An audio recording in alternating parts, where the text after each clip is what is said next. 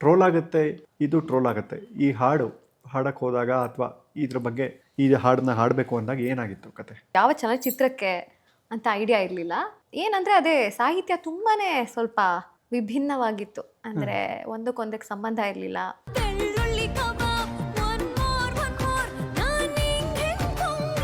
But ಏನಂದರೆ ಒಂದೊಂದು ಗೊತ್ತಾಗೋದು ರೆಫರೆನ್ಸಸ್ಸು. ಓ ಇದು ಇವಾಗ ಆಗಿದ್ದು ಅಲ್ವಾ, ಈ ಟೈಮಲ್ಲಿ ಆಗಿದ್ದು, ಓಕೆ ಇದು ಹೆಂಗೆ ಏನು ಕತೆ ಎಲ್ಲ ಒಂದೊಂದು ಆಗಿತ್ತಲ್ಲ. ಸೊ ಮತ್ತೆ ಕಂಗ್ರ್ಯಾಚುಲೇಷನ್ ಬ್ರದರ್ ಅದೆಲ್ಲ ಇತ್ತು.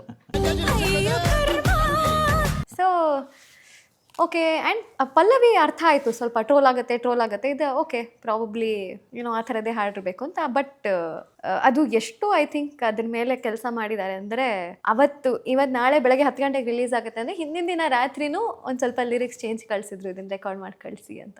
ಆಮೇಲೆ ನೋಡಾದ್ಮೇಲೆ ನನಗೆ ಕೂತ್ಕೊಂಡು ಅವಾಗ ಗೊತ್ತಾಗಿದ್ದು ನನಗೆ ಎಲ್ಲ ಏನು ನಡೀತು ಹಾಡಲ್ಲಿ ಅಂತ. ಆಮೇಲೆ ನಾನು ನಮ್ಮಮ್ಮ ಕೂತ್ಕೊಂಡು ಒಂದು 10 ಸಲ ಕೇಳಿಸ್ಕೊಂಬಿಟ್ಟು ನಮಗೆ ಇಷ್ಟ ಆಗೋಯ್ತು ಹಾಡು. ಅಂದರೆ ನಂಗೆ ಯೂಶ್ವಲಾಗಿ ನಾನು ಹಾಡಿರೋ ಹಾಡುಗಳು ಅಷ್ಟೊಂದು ನಾನು ಆಡಿಯನ್ಸಾಗಿ ಕೇಳಿಸ್ಕೊಳ್ಳಲ್ಲ.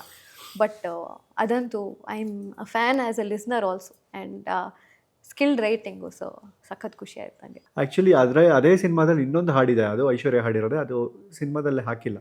ಹೌದಾ? ನನ್ನ ಪ್ರಕಾರ ಅದು ಆ ಮೂವಿಗೆ ಅಂತಲೇ ಇತ್ತಿದ್ದು. ಓ ಹೌದಾ? ಅದು ಇನ್ನೂ ಎಫೆಕ್ಟಿವ್ ಲಿರಿಕ್ಸ್ ಅದು. ಹೌದಾ? ಅಂದ್ರೆ ಬೇರೆ ಸಾಂಗು ಮೂವಿಗೆ ಹಾಕಿಲ್ವಾ, ಅಲ್ಲ ಅದೇ ಸಾಂಗ್ ಬೇರೆ ಲಿರಿಕ್ಸಾ? ಇಲ್ಲ ಬೇರೆ ಸಾಂಗ್. ಬೇರೆ ಸಾಂಗ್ಗೆ, ಹೋಲ್ ಸಾಂಗ್ಗೆ ಹಾಕಿಲ್ಲ ಅದು. Okay okay. ನಾನು ಕೇಳಿಸಿದ್ದೆ ಅವರು ಒಂದ್ಸಲ. ಮೋಡಿ ಮಾಡೋ ಹಾಡೋದು.